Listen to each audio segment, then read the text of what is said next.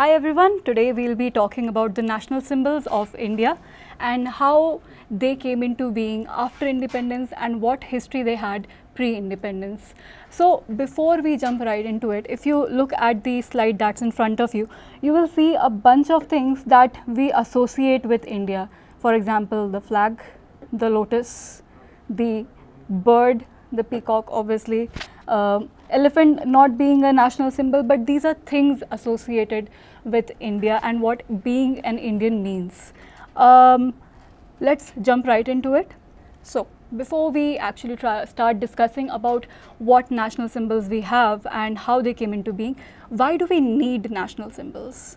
Like I showed you the flag, the flower, the animal, tiger, for example. Why do we need national symbols? While I talk about it, please feel free to use this time to write your opinion in the comment box. Even though this is not a live video, I will be more than happy to respond to it later on. So, as you can see in front of you, it gives us a unique identity. Whenever we see an Indian flag in any context, be it a sporting event, be it a diplomatic event, for example, we had G20 recently, the Indian flag was on the forefront. So this gives us a unique identity. It explains whenever you see a symbol, it says that yes, you belong to this identity. For example, being Indian in this case.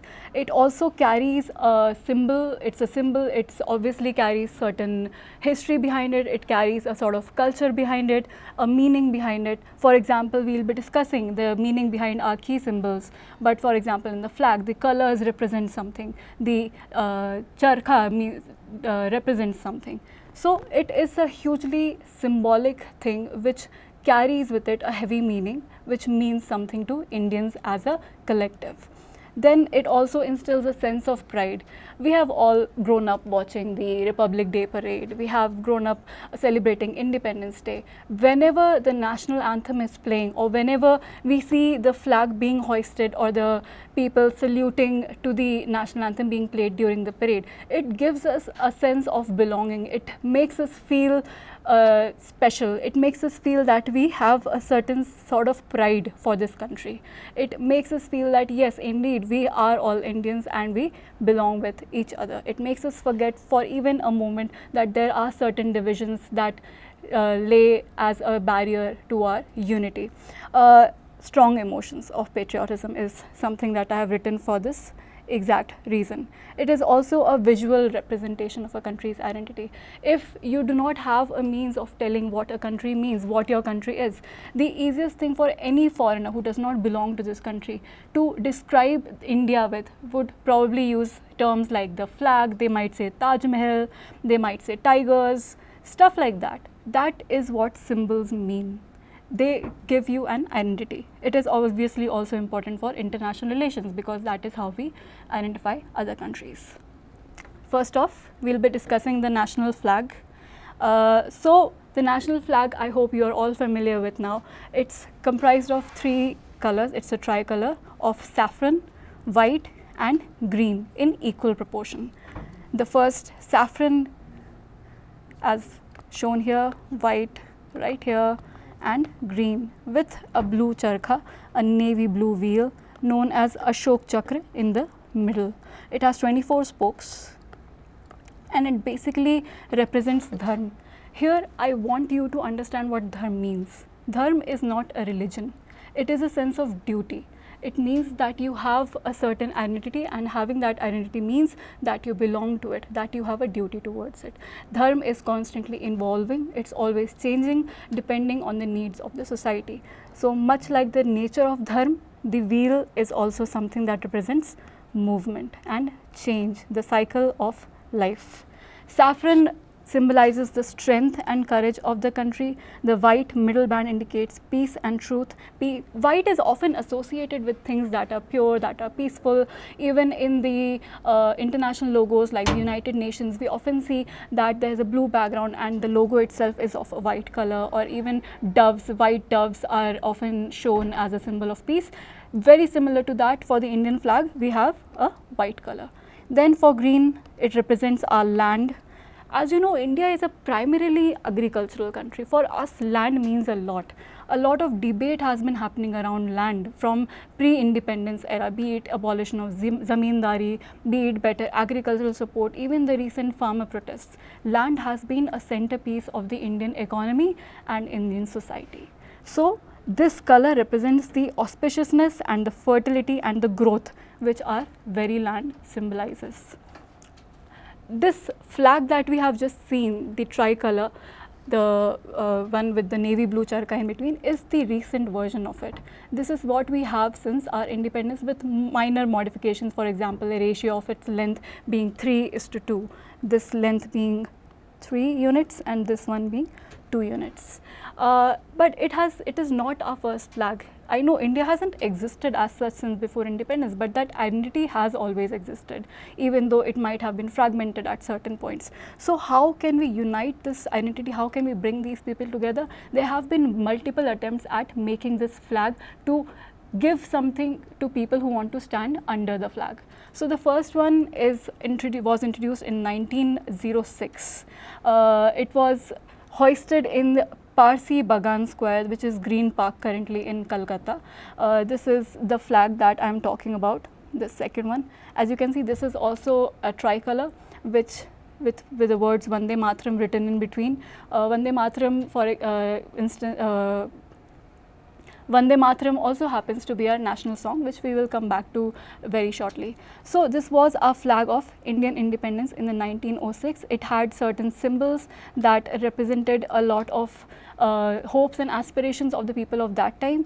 Then we come to 1907, when the second flag was hoisted by Mrs. Kama in Paris and also in display at the Berlin Socialist Conference. It was, like you can see, very similar to the first flag, with again a tricolor and green and yellow color, but you see the introduction of the color saffron here. The symbols have also changed from a lotus to a star. This stars denoted the 7 stars, the Saptarishi constellation, which is very key to our culture in India. Then we move on to our third flag, which is the Home Rule Movement flag in 1917. This, if you remember your history lessons, the Home Rule Movement was one of the first political turns that really defined our national movement for independence. So in the Home Rule Movement, Dr. Annie Besant and Lokmanya Tilak hosted it. You can see there are elements of the British rule here, the Union Jack, for example, the stars, the Saptarishi are still there, and the colors of the different communities that were living majority in India. Before we move forward, I also want to draw your attention to the very first flag. It is not a flag that we chose, the British India flag that you are seeing right now. This is a flag that the Britishers had for us. It had the Union Jack as we were their colony. So this was our first flag, but this is not something that was made by us. So for our discussions purposes, I have started from this one. Okay, next we have the 1921 design, this one.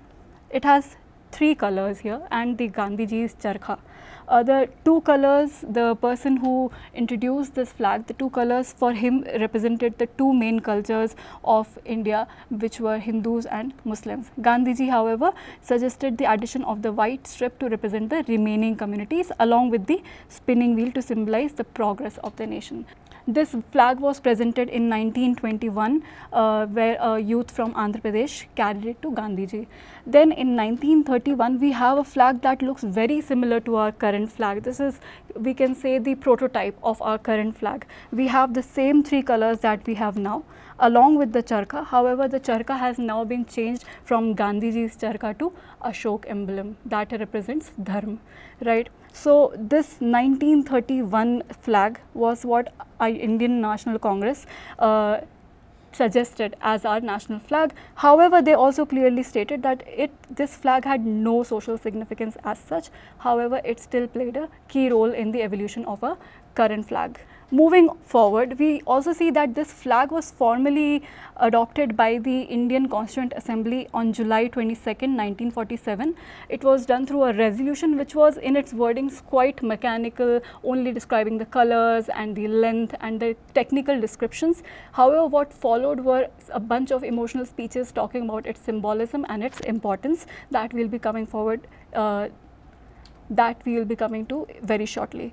It obviously represented a significant movement because for the first time we, as the lawmakers of this country, as the constitution makers, we the people of India had this opportunity as free people to talk about a flag that was our own, that represented a free India. So obviously it was a very emotional and a very significant moment for all of our people. Be it the entire diversity of India could now stand behind one flag. It had since then become a powerful symbol of India's national identity, and it fosters a sense of pride and belongingness and happiness. As I was talking about the debates themselves, Dr. S. Radhakrishnan, our first president, for this flag, he has a few choice words. He said, "Be ever alert, be on the move. Go forward, work for a free, flexible, compassionate and decent democratic society in which our different communities, religious communities and other communities as well, like the Christians, Sikhs, Muslims, Hindus, they will all find a safe shelter. This is their home now. Being a secular country, India does not mean a particular religion, it means a home to a democratic society with its diversity." Then Pandit Nehru also talked about that this flag, this work that we stand behind a flag is not complete. India will not truly be free. The objective, what we want is that it should be, all people should be happy, they should be well, they should be kept well, they should not be living in poverty. That aim is something that we cannot complete in one generation. It is a work that all our successors have to do, and this is exactly what he talks about. We have not attained the objective, and we hope that our successors, when they come, will have an easier path to pursue behind this flag. There are certain controversies that I want to talk to you about before we move on to our other symbols. If you remember, during the anti-CAA protests, there was a controversy which took place in which certain protesters using this flag, the Indian flag, was seen as a challenge to the government authority. And there was an unfortunate event where protesters were being forced to sing the national anthem as a sort of counterbalance to this usage of national flag, and consequently they were forced to surrender and were beaten by the police. It was quite unfortunate. However, it also gives us the potential, it also gives us the realization of the misuse that these flags can be put to. And for that very reason, we have the flag code and acts that actually define how we should be using the flag, how we should be hoisting the flag, what are the rules associated with it. We should not be wearing a flag in certain reasons. It is all to maintain a sense of dignity and respect for what the flag means and the flag itself, as its true meaning, like defines the unity and freedom of all Indians. The next symbol that I want to talk to you guys about is the national anthem, the Jan Gan Man that we have been singing since our very childhood, since schools. Abhi when we see our parades, the Republic Day parade or the Independence Day celebrations, Jan Gan Man is always played. Even in sporting events, oftentimes, even if we are going to the Olympics or any international event, whenever our team comes forward, they stand and the national anthem is played. And we as viewers and those players as the participants, they feel a sense of pride when this song gets played. So let's find out about a bit of the history of this flag, of this national anthem. It was originally composed in Bengali by Rabindranath Tagore, and its Hindi version was adopted by the Constituent Assembly on January 24, 1950. It was, however, first sung even way before the independence in 1911 at a Kolkata session of the Indian National Congress. Its significance is, of course, as a source of our history. If you have heard the lyrics carefully, if you recall them, it talks about it defines where our country is. Hind, Maratha, Vindhya, right? All these regions, what India is, where it is geographically defined, how people make it India, and where India is, how it is our primary source of inspiration and our identity. Obviously, there was controversy included in this as well. There was a debate in the constitution which was about whether we should be taking Vande Mataram or Jan Gan Man as our national anthem. Finally, it was decided that we should be taking Jan Gan Man as our national anthem because there was a view of certain Constituent Assembly makers that there was some protest from non-Hindi speakers when it came to Vande Mataram, and hence Vande Mataram became our national song and Jan Gan Man became our national anthem. However, the Constituent Assembly also recognized that both the songs will have equal importance when it comes to India and their symbols. The Constituent Assembly, as you can see, ultimately chose Jan Gan Man as the national anthem for its ability to unite the diverse population. Hear the song again and you will see what I am talking about with the lyrics. Its usage is also again heavily regulated through laws. There is a particular time limit in which it should be sung. There is a full 5 stanzas to the song. Only the first stanza is what we know as the national anthem. There is also a shorter version for special occasions where you can simply finish in 20 seconds. Specific regulations, for example, if there is a national anthem being played in a public space, you are expected to stop and pay respect to it. You can't just keep walking, or you cannot just keep talking. You have to stand still, pay respect, make your hands into a fist and look up, right? So these kind of rules are there to make sure that no one disrespects our national symbols. As you can see, there will be certain drawbacks to such regulations. For example, there were cases in between where the national anthem was being played in cinema halls and people who were not standing up for whatever reason, be it their inability or be it their lack of want to stand up. There were attacks on such people for not respecting your nation. And while the sentiment carries that you should respect your nation, the fact that India being a free country, if a person does not stand for it, a person taking the law in their hand is also something that goes against the ideal of unity in diversity. There were also certain ideas and debates, and this is in front of you. There was a want by the Constituent Assembly debate that just like the preamble, we should also include the national anthem and its lyrics in the constitution. However, one of the members was against it. He said that it should not be important to our constitution unless the thing is germane to its purpose and accepted by the Constituent Assembly. So germane means something that is essential, without which it cannot function. And for him, these were things like the fundamental rights, the DPSPs, stuff like that, not the national flag or the national, sorry, there is a mistake here, this is supposed to be anthem, not the national anthem. Okay. Lastly, we have the national song, Vande Mataram. As you know it, it was composed by Bankim Chandra Chatterjee and has a special status in India. It was a source of inspiration for people during the initial struggles for country's freedom, and was first sung in 1896 at the Indian National Congress. There was controversy, as you just heard in the national anthem case, that a lot of people were not willing to adopt it as the national anthem for their language reasons. However, currently both of these songs are honored equally in India. And despite all these controversies, it still remains a powerful symbol for India's national identity and holds equal status. And it is still sung and often sung during national celebrations and events reflecting its diverse culture or heritage of the nation. We will continue this lesson in the next video. If there are any doubts or any comments that you want to add, I will be more than happy to address them. See you next time.